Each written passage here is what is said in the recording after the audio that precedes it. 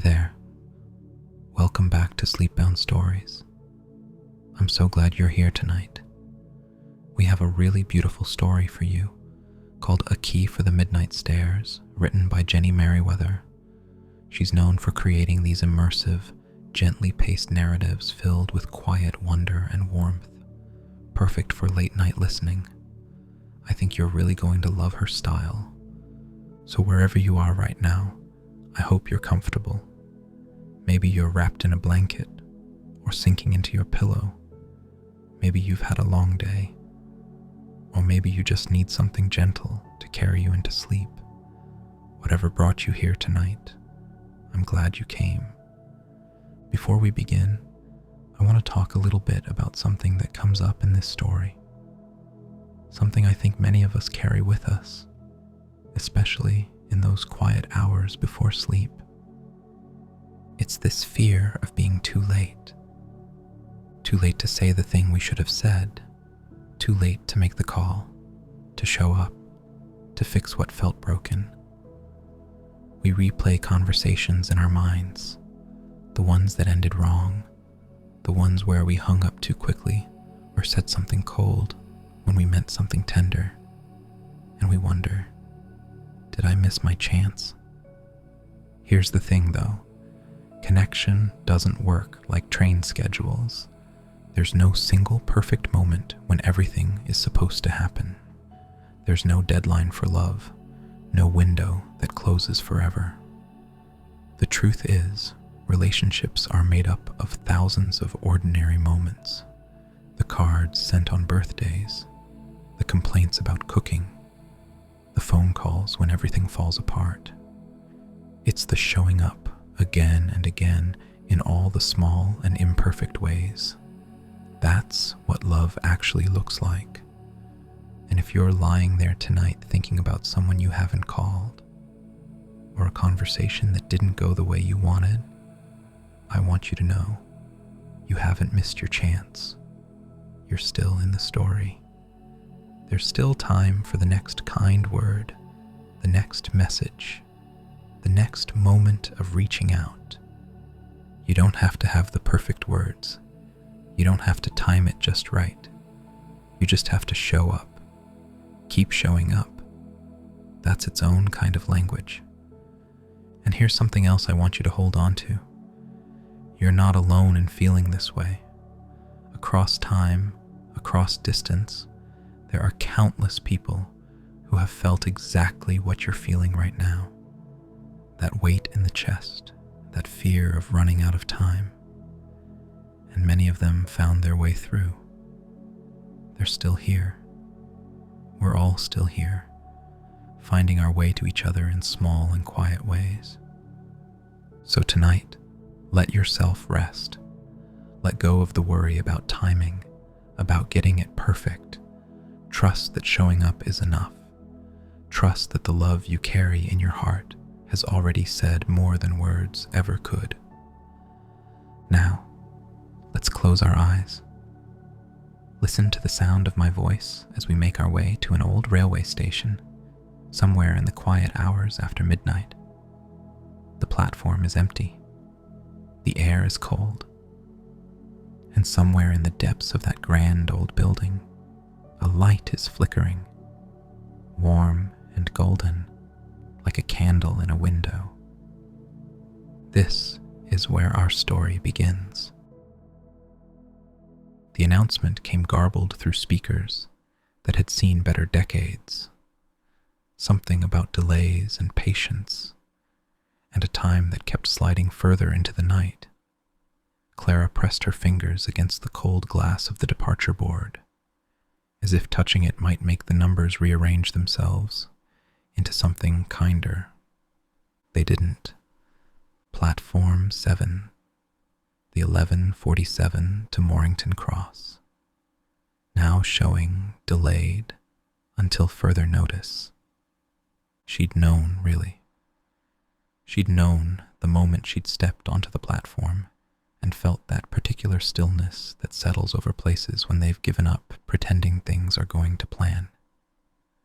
The other passengers had drifted away hours ago, grumbling into phones, hailing taxis, finding solutions Clara couldn't afford. Now, it was just her and the pigeons roosting in the iron rafters, and the occasional echo of footsteps from somewhere deep in the station's bones.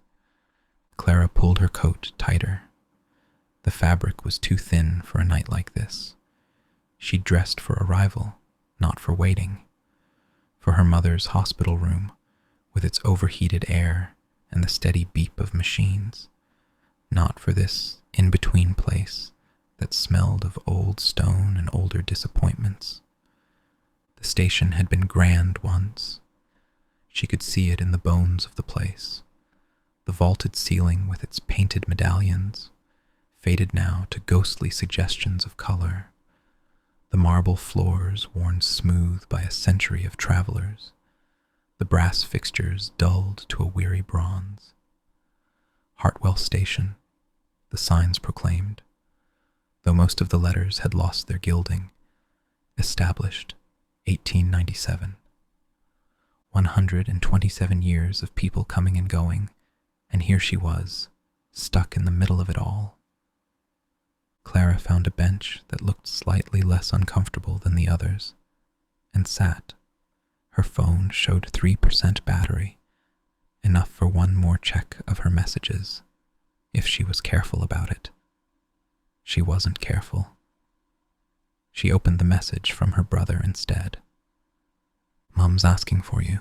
Doctors say she's stable, but you know how it is. Get here when you can."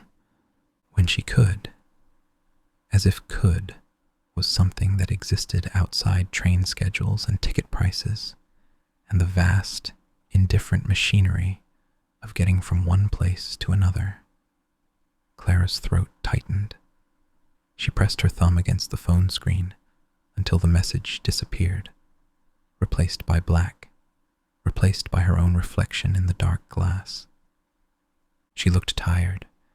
She looked like someone who hadn't slept properly in 3 days, which was fair, because she hadn't. The call had come on Tuesday. Your mother, a fall, her hip, her heart. You should come. And Clara had been in motion ever since, that panicked kind of motion that felt like running on ice, always sliding, never quite getting anywhere. The phone died with a soft chime.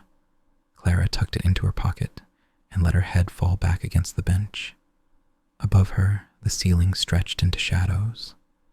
Somewhere, water dripped with metronomic patience. A pigeon cooed, then fell silent. "You could have flown," her brother had said. "I would have paid for the ticket."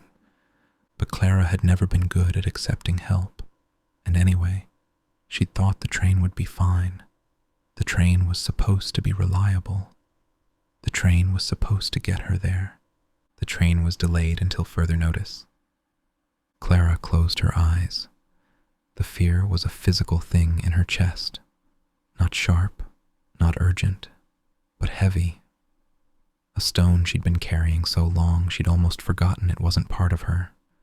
The fear of being too late, of arriving to find her mother already gone, or worse, to find her changed in some fundamental way, to find that the last conversation they'd had, tense, rushed, neither of them saying what they meant, would have to stand as some kind of final word. She shouldn't have said those things about the house, about the money, about all the small resentments that had calcified over years of distance and different choices. She shouldn't have hung up the way she did, with that cold, fine then that left no room for softening. She hadn't known, of course. You never did. That was the whole terrible point. A door creaked somewhere in the station's depths. Clara's eyes snapped open. The sound had come from beyond the main waiting area, past the shuttered ticket windows, and the newspaper stand with its gate pulled down.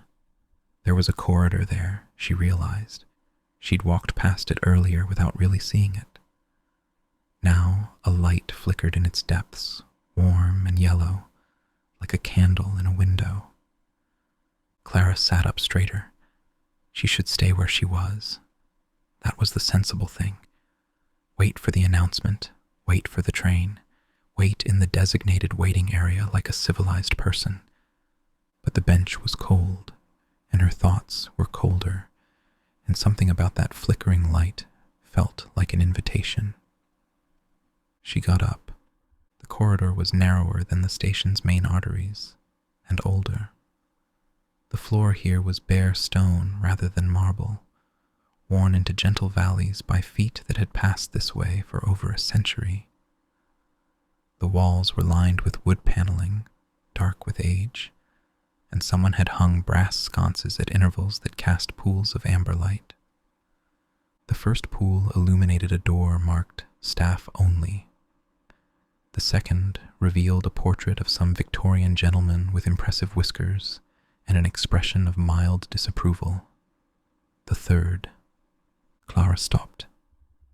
In the third pool of light, tucked into a small alcove, sat a table. It was modest, practical, the kind of table that existed for the sole purpose of holding things. Right now it held a single sheet of paper, cream-colored and slightly foxed at the edges, with writing that caught the light. Clara looked around. The corridor stretched empty in both directions.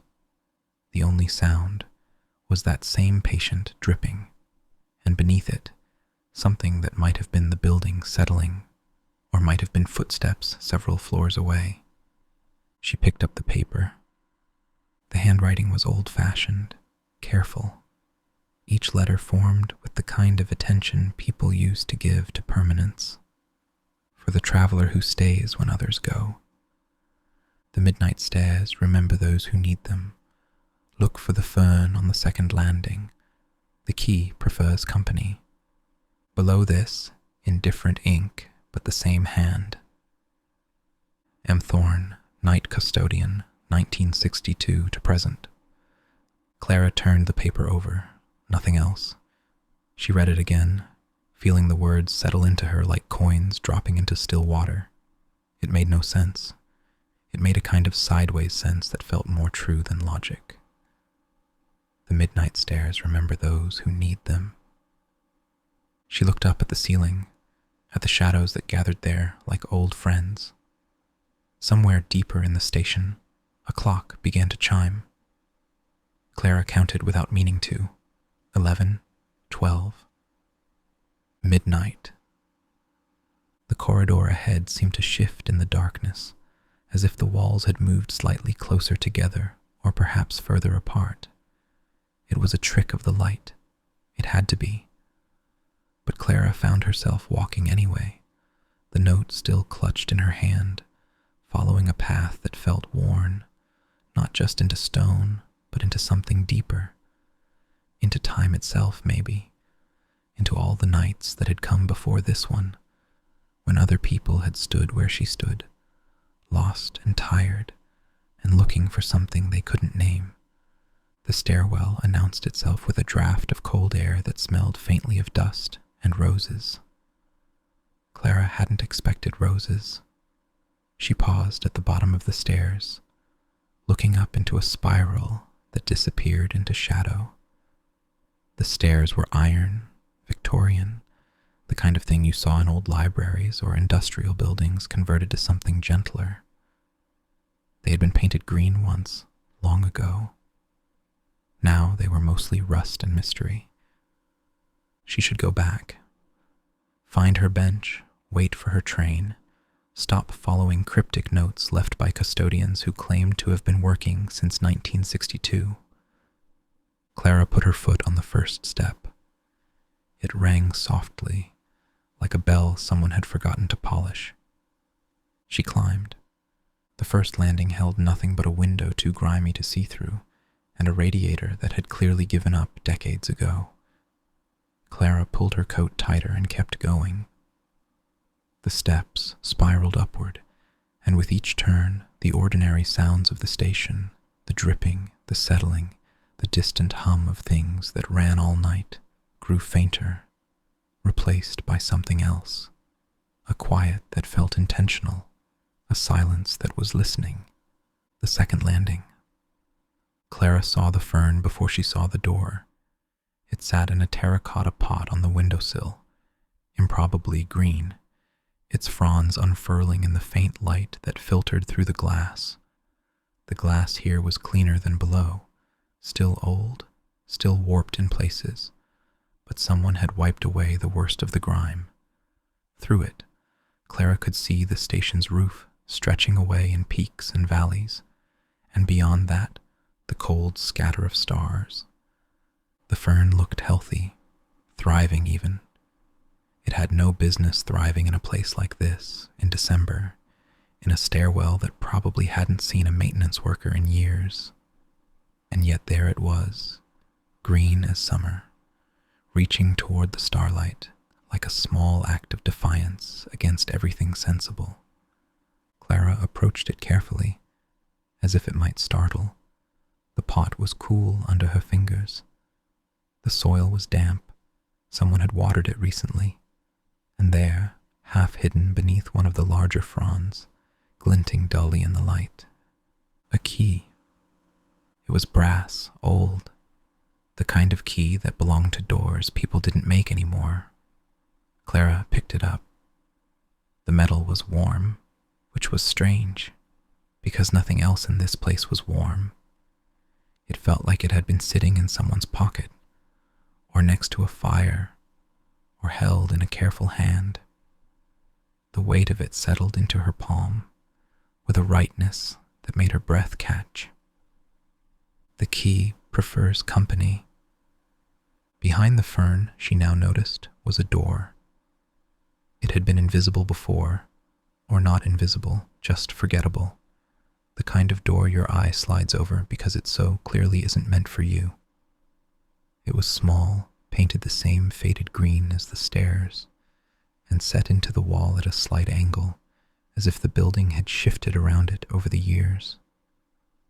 A brass lock was set into the wood at hip height, tarnished almost to black, and below it, scratched into the paint with something sharp, were two words, "Still here." Clara fitted the key into the lock. It slid home with the soft click of things returning to where they belonged. She turned it. The door swung inward on hinges that made no sound, and a wash of warm air rolled over her, carrying scents she hadn't smelled in years. Wood smoke, old paper, the particular sweetness of flowers dried long ago and kept for memory rather than beauty. Clara stepped through. The room beyond was impossible, not impossible in any dramatic way. No flying furniture, no stars where the ceiling should be. It was impossible in the quiet way of things that shouldn't exist, but do anyway, tucked into corners the world has forgotten to check. A waiting room, Clara thought, though waiting room didn't quite capture it. A sanctuary, maybe. A place where time had stopped into rest and liked it well enough to stay. The space was circular, or nearly so, with walls lined in oak bookshelves that curved along with the room's gentle arc. A fireplace dominated one wall, its flames low and steady, putting out a heat that reached Clara's bones within seconds. Armchairs were scattered throughout, mismatched, but all clearly chosen for comfort. Velvet and leather, and something that looked like it had been made from a very friendly bear. Blankets were draped over everything, cushions occupied every available surface. But it was the walls that made Clara's breath stop. Every inch of space not claimed by shelves or fireplace was covered in paper. Notes, cards, letters, photographs, postcards, pages torn from journals, napkins with shaky handwriting, ticket stubs with messages scrawled on the back. They were pinned and taped and tacked in overlapping layers, decades of them, a century of voices speaking from the walls in every color of ink and pencil, and what might have been, in one case, lipstick. Clara moved closer to the nearest cluster, her heart doing something complicated in her chest. November 1947. Missed my ship. Thought it was the end. It wasn't. To whoever finds this, the despair passes. I promise it passes. I am proof. J.M. 3 hours until dawn. Just have to make it until dawn. If you're reading this, you made it too.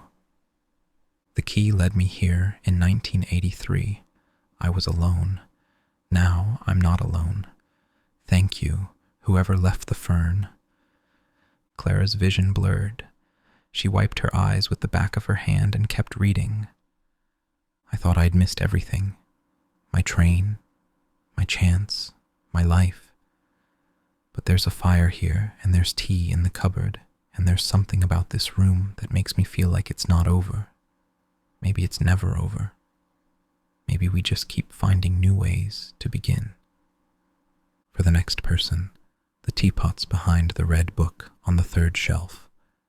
The biscuits are always fresh somehow. Don't ask questions, just eat. The notes spanned eras. Some were yellowed, brittle, the ink faded to suggestions. Others were bright, recent, their edges still sharp. A businessman in 1928 who'd lost his fortune and found something here he couldn't name. A soldier in 1944 who'd had nowhere to go and stayed until morning. A teenager in 1976 who'd written just one word, thanks, but underlined it 3 times. A woman in 2019 who'd filled half a page with a gratitude list, starting with warm socks and ending with another chance. And threaded through all of them, occasional notes in that same careful hand from the corridor. The fire tends itself. The tea knows when you need it. Stay as long as you require. Monsieur Thorne. New blanket added. 1978. The green one has seen enough winters. For future visitors, the room expands. Don't be alarmed. It just wants to make sure everyone has a chair. Clara laughed, then covered her mouth, surprised by the sound. It seemed too loud for this place, but the room absorbed it gently, the way good rooms absorb all the sounds people make when they're finding their way back to themselves. She found the red book on the third shelf. Behind it, just as promised, sat a teapot, brown ceramic, pleasantly rotund, warm to the touch despite the fact that no one had been here to heat it. Beside it was a tin of biscuits with a hand-painted label, for the weary, for the lost, for those who stayed. Clara made tea. She didn't quite remember doing it. There was a kettle on a small spirit burner, and water in a pitcher that must have been full because she was pouring from it. And then steam was rising, and the smell of good, strong tea was filling the room. She found a cup. The cup found her hand. She sat in one of the chairs, the leather one, cracked but butter soft, and let the heat seep into her fingers. The fire crackled. The room held her. She read. Hours might have passed, or minutes. Time in the room moved like honey, slow and golden, unconcerned with the clocks that governed the world outside. Clara moved from wall to wall, cluster to cluster, following threads of human experience that stretched across decades. She found patterns, notes that responded to other notes, conversations held across years. 1952. Is anyone else still here? 1953. Yes, always. 1967. I found your note from 1952. I'm still here too. 1989, 22 years later. Still here. We're always still here. She found love letters and grocery lists, poems and profanity. desperate pleas and quiet thanks. She found a photograph of a young woman in 1940s fashion, smiling at the camera with the kind of joy that time couldn't touch, and pinned beside it a note. This is who I was when I found this room. I'm someone different now. Better, I think. I hope. She found, tucked into a corner near the fireplace, a cluster of notes that made her sit down abruptly. My mother is dying. I can't get to her in time. The trains won't run, and the roads are blocked, and I'm stuck in this city that doesn't care about me or my grief. I found this room, and I've been here all night, and I don't know what to do. I don't know how to do this. How does anyone do this? Below it, in different handwriting, I found this note 2 years after you left it. I don't know if you ever came back. I don't know if you made it in time, but I want you to know. I understand. My father, last month, and I made it to his bedside, but it didn't matter. Not really, because what matters is everything else. Everything before the ending. The thousands of days that make up a life. You had those days with your mother. You'll carry them with you. The train being late, the roads being blocked, those aren't the story. The love is the story. The love was always the story. And below that, in yet another hand, to both of you, I'm reading this in 2011 and crying into tea that shouldn't be hot but is. My sister. I was too late. I've been carrying it for 3 years like a stone in my chest. But reading your words, I think I might be able to set it down now. Not let it go, never let it go, but set it down for a moment. Rest my arms. Thank you for writing true things. Thank you for being here, even though you're not here. Clara read the cluster 3 times. Then she pressed her palm against the wall, against all those layered voices, and let herself feel the weight of it. All these people, all this pain and hope and fumbling towards something that might be peace. They'd been here. They'd stayed. They'd found this impossible room at the top of impossible stairs, and they'd written down the truest things they knew. She thought about her mother, about the call on Tuesday, and the too thin coat and the train that wouldn't come. She thought about all the things she hadn't said, all the conversations that had ended in silence or anger, or that terrible flatness that came after years of not quite reaching each other. But she also thought about other things, earlier things, her mother teaching her to braid her hair, patient with small fingers, her mother's laugh, not the careful one she used with strangers, but the real one, the snorting one she only let out at home.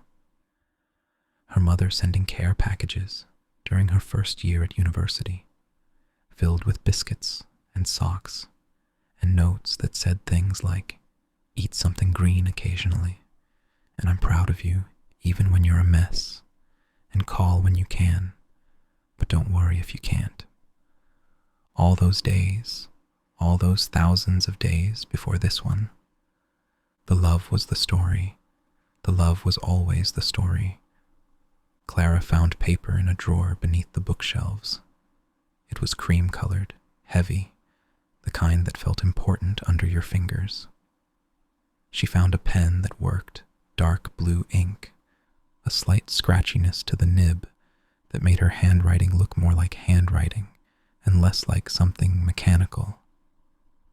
She sat in the leather chair. She thought. She began to write. To whoever needs this. I came here tonight because I was stuck. My train was delayed.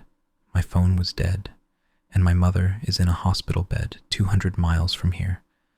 I've been so afraid of being too late. Too late for the train. Too late for the goodbye. Too late for all the things I should have said and didn't. But this room, I don't know what this room is. I don't know how it's here, warm and waiting, full of all these voices from people I'll never meet. I just know that I needed it, and it was here. So here's what I know now, at 3 a.m. on a December night, in a room that shouldn't exist. It's not too late. It's never too late. Because late assumes there was a deadline, some perfect moment when everything was supposed to happen and didn't. But life doesn't work like train schedules. Love doesn't work like train schedules. My mother knows I love her. I know it in my bones. She knows because I sent cards on her birthday and complained about her cooking and called her crying when my life fell apart and let her put it back together. She knows because of the 10,000 tiny ordinary moments that add up to a relationship, not because of some perfectly timed deathbed declaration. And maybe I'll get there in time to say something. Maybe I won't. But the saying isn't the point. The love is the point. The love was always the point. To whoever reads this, if you're here, you probably need to be here. Maybe you're running late for something too. Maybe you're scared you've missed your chance. But you're reading these words, which means you're still in the story. You haven't reached the last page yet. There's still time to do the next kind thing. Send the next message, make the next connection. The trains will run again. They always do. Until then, there's tea in the cupboard, and the fire tends itself, and you're not alone. You were never alone. You just didn't know yet where to look. With hope. Clara. February 2026, and the trains are always running somewhere. She folded the letter and pinned it to a small, clear space near the fireplace, between a postcard from Brighton dated 1956 and a receipt from a cafe with "You will survive this" written on the back. Her words looked right there. They looked like they belonged with all the others, like they'd been waiting for 100 years to be written. Clara sat back in her chair. The fire had burned lower, settled into embers that pulsed with patient heat. Through the window, there was a window, she realized, though she couldn't remember seeing it before. The sky had shifted from black to that particular deep blue that meant dawn was considering making an appearance. The train would come eventually. She knew this now in a way she hadn't before, not as hope or fear, but as simple fact. The train would come, and she would get on it, and she would travel those 200 miles to her mother's bedside. She would say whatever needed saying, or she would simply sit and hold her mother's hand. And either way, it would be enough. It would have to be enough, because enough was all anyone ever had. She picked up the key from where she'd left it on the arm of the chair. It was cooler now, but still warmer than it should have been. She held it for a long moment, feeling its weight, its history, all the hands that had held it before hers. Then she stood, and she made her way back to the door. The stairs were easier going down, or maybe it was just that she was different now, lighter in some way that had nothing to do with what she carried, and everything to do with what she'd set down. The fern on the second landing nodded its fronds at her as she passed. She was almost sure of it, though she couldn't have proven it to anyone, and she paused to settle the key back on the windowsill, tucking it beneath the leaves where the next person would find it. The key prefers company. She understood that now. The key wasn't meant to be kept. It was meant to be passed along, hand to hand to hand, across all the nights when someone needed a door that shouldn't exist, and a room that remembered everyone who'd ever found their way there. "Thank you," Clara said softly. to the key, to the fern, to whoever had left that first note in the corridor, to Monsieur Thorne, night custodian, 1962 to present, to all the strangers whose words had reached across time to steady her when she needed steadying. The stairwell offered no reply, but the silence felt friendly, companionable, like the quiet between people who don't need to fill it with words. She descended the last of the stairs and stepped out into the corridor. The station had changed while she was gone. Not dramatically. It was still the same Victorian bones, the same faded grandeur, but the quality of the air was different, lighter. Through the grimy windows at the end of the corridor, a pale wash of gold was spreading across the sky. Clara made her way back to the main waiting area. Her bench was where she'd left it, but she didn't sit. Instead, she walked to the departure board, that cold glass she'd pressed her fingers against hours ago. Platform 7, the 6:15 to Morrington Cross. On time, she laughed. It was a small sound, tired and relieved and something else, something like wonder. The train was coming. It had been coming all along, she supposed, while she'd been climbing stairs and reading letters and writing her own small hope into the walls of an impossible room. The machinery of the world had kept turning, patient and impersonal, and now it had turned toward her. The platform was empty when she reached it, but within minutes other passengers began to appear. A businessman with a briefcase, yawning into his phone, a young couple sharing a pair of earbuds, an elderly woman with a wheeled shopping bag who settled onto a bench with the air of someone who'd done this 1,000 times before. Clara stood among them, one traveler among many, and felt the strangeness of it, how no one here knew where she'd been, what she'd found, the room that existed at the top of hidden stairs. It was a secret, but not a lonely one. It was the kind of secret that connected rather than isolated, a thread running through the station's history, invisible but unbroken. The train arrived at 6:14, 1 minute early, sliding into the platform with a hiss of brakes and the squeal of metal. Clara found a seat by the window.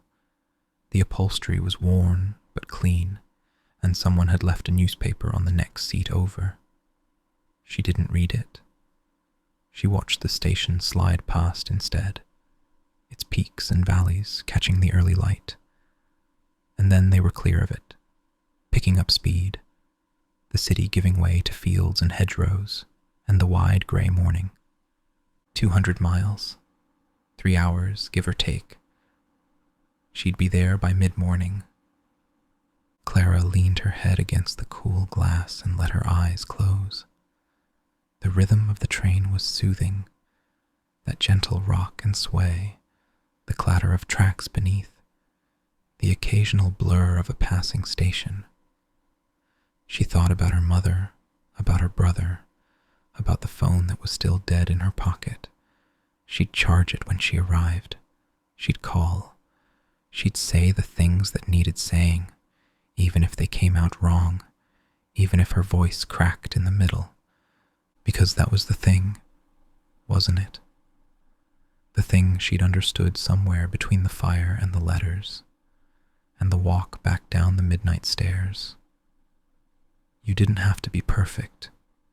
You didn't have to have the right words at the right moment. You just had to show up, keep showing up, again and again, until showing up was its own kind of language. She slept, not deeply, but enough. A surface sleep full of warm light and the smell of roses, the scratch of old paper under her fingers, a room that held everyone who'd ever needed holding. When she woke, the train was pulling into Morrington Cross, and the sun was fully up, and her brother was waiting on the platform with coffee and circles under his eyes, and a hug that said everything neither of them had the words for. "She's awake," he said into her shoulder. "She's been asking for you." Clara let out a breath she didn't know she'd been holding. "I'm here." They walked together through the station, out into the cold, bright morning, and Clara didn't look back at the tracks that had brought her here. There would be time for that later, time for train stations and midnight stares and all the journeys still to come. Right now, there was only the next step, and the one after that, and the hospital at the end of the road where her mother was waiting. The next step, always just the next step. That was all any of them had ever been able to do. 3 days later, Clara sat in her mother's hospital room and watched the afternoon light make patterns on the blanket. Her mother was asleep. She slept a lot now, drifting in and out on tides Clara couldn't see, but her hand was warm in Clara's, and that was enough. It was always enough. They'd talked, not about everything. There was too much, and some of it was the kind of silt that took years to settle, but about enough. Her mother had cried, which had made Clara cry, which had made them both laugh at themselves through the tears. Her mother had said, "I'm sorry," and Clara had said, "I know," and her mother had said, "I'm proud of you," and Clara had said, "I know that too," and it turned out that knowing was different from hearing, that both of them mattered. Her mother had told stories. That was the thing Clara hadn't expected, the flood of memory that seemed to come with illness, the way her mother's mind kept returning to earlier times. Her own mother, now long dead, the house she'd grown up in, the man she'd almost married before Clara's father. Small secrets and large ones, shared in the particular intimacy of a hospital room where the normal rules of conversation didn't quite apply. Clara had listened. She'd held her mother's hand and listened to the shape of a life she'd never fully known, and somewhere in the listening, some of the distance between them had closed. Not all of it, maybe not even most of it, but enough. The room was quiet now. Machines beeped their steady reassurances. Outside the window, clouds moved across a winter sky. Clara reached into her bag and pulled out a pen and a small notebook she'd bought at the hospital gift shop. "Dear M. Thorne," she wrote, "you don't know me, but I think you know the room. I found it 3 nights ago at Hartwell Station, when my train was delayed and my heart was full of fear. I climbed the midnight stairs. I found the fern. I turned the key. I don't know how to thank you for what you've given me, or for what you've given all the people whose words I read that night. I don't even know if this letter will reach you. I don't know how mail works for people who've been night custodians since 1962, or whether you're still there at all, but I had to try. The room saved me. Not in a dramatic way, no one was about to step off a ledge, but in the quiet way that matters just as much. It reminded me that I wasn't alone, that other people had stood where I stood and made it through the night, that the love is the story, always the story, and that trains come eventually, if you're patient enough to wait for them. I added my note to the wall. I hope that's all right. I hope someone reads it someday and feels a little less alone. I returned the key to the windowsill by the fern. The fern looked healthy. I hope you get someone to water it while you're, however it is, you take time off. Do you take time off? Do night custodians have holidays? I'm with my mother now. She's sick, but she's here, and we're talking, and that's what matters. I almost missed it. Not the talking, but the understanding that there's never enough time, so you might as well use what you have, the understanding that showing up is its own kind of love. Thank you, M's Thorn, for the stairs, for the room, for all the quiet care you've given to strangers across however many decades, keeping the fire burning and the tea warm and the door unlocked for whoever needs to find it. Acts of quiet care can stitch time itself into a tapestry. I know that now. You taught me. With gratitude, Clara. She folded the letter, slid it into an envelope she'd also bought at the gift shop, and wrote the address from memory. M. Thorne, Night Custodian, Hartwell Station. No street number, no postal code. It would either arrive or it wouldn't. Some things you had to trust to the world's machinery. Her mother stirred in the bed, murmuring something Clara couldn't quite catch. Clara set down the letter and leaned closer. I'm here, she said softly. I'm right here. Her mother's eyes opened just for a moment, just a flutter, and something in them focused. Clara, she said, not a question, a recognition, an anchor. Yes, you came. Of course I came. Her mother's hand tightened around hers, weak but intentional. I was afraid. You wouldn't. The trains were delayed, Clara said, and something about saying it made her want to laugh or cry or both. But they came eventually. They always come eventually. Her mother's eyes closed again, her breathing settling into the rhythm of sleep. But she didn't let go of Clara's hand. Clara sat back in her chair and watched the light move across the room. The letter sat on the table beside her, waiting to be mailed. Outside, the world went on, trains running, people waiting, night custodians tending fires in rooms that shouldn't exist.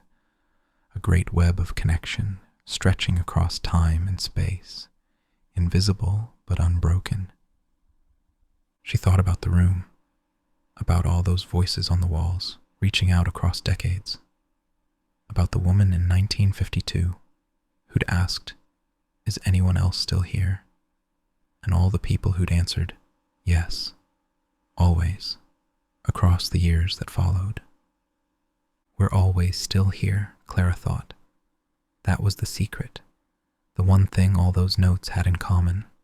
Not that life was easy, or that pain was temporary, or that everything worked out in the end. Just that. We're still here, still reading, still writing, still finding our way to each other in impossible rooms and hospital beds, and all the ordinary places where people gather when they need to remember they're not alone. Her mother's hand was warm in hers. The machines beeped their steady rhythm. Outside, a bird sang something optimistic for a December afternoon. Clara reached for her pen and opened her notebook to a fresh page. Things I want to remember, she wrote at the top. Then, beneath it, 1.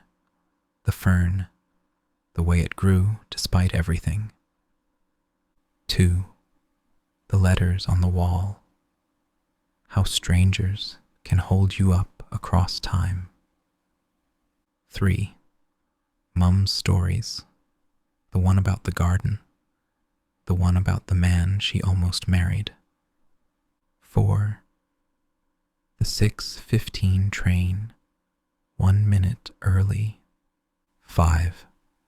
This, we're still here. We're always still here. She would mail the letter tomorrow. She would sit with her mother for as long as she could, as long as she was needed. She would listen to more stories, hold more hands, say more imperfect things that somehow added up to love anyway. And someday, not now, but someday, she would go back to Hartwell Station. She would find the corridor with its amber light, follow it to the stairs that smelled of dust and roses. she would climb to the second landing, greet the fern like an old friend, and slip through the green door into the room that remembered everyone. She would read the new notes that had accumulated, because there would be new notes. She knew that now. There would always be new notes, new people finding their way to that impossible place. And maybe she would add something else to the wall. Another letter. Another thread in the tapestry. Or maybe she would just sit by the fire, drink tea that was warm without anyone making it warm, and feel the weight of all those years of human connection pressing gently around her like a blanket. That would be enough too. The light shifted. Her mother slept. The letter waited to be sent. And somewhere, in a station that had stood for over a century, a fern unfurled its fronds toward a window, and a key waited on a sill, and a fire burned steady and low in a room that shouldn't exist, but did anyway. Did because someone, long ago, had decided that some things were worth tending, worth keeping, worth passing on. M. Thorne, Night Custodian, 1962 to present. Clara didn't know who they were or how they'd started their quiet work. She only knew it mattered, the way all acts of quiet care mattered, even the ones no one ever saw. Especially those. She closed her notebook and let her eyes rest on her mother's face. The afternoon light was kind to the lines there, softening them into something that looked less like age and more like character. Her mother had lived a whole life before Clara existed. She would carry pieces of it forward now, into whatever came next. That was how it worked, wasn't it? The carrying forward, the stitching of time into connection. She picked up the letter and held it in her lap, feeling its slight weight. Tomorrow, she would find a post box. She would send it off into the world, trusting it to find its way. Tonight, she would stay right here. Tonight, she would still be here.